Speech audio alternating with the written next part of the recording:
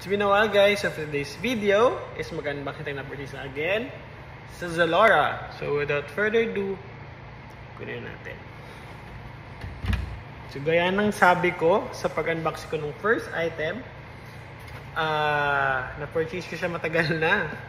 Siguro mga I think 2 months na rin. So ngayon lang ako makapag-unboxing, tsaka hindi ko pa rin siya nasusuot. So ayan ulit ang ating Doc Martens na ayan. Focus natin. Kaya na magbasa.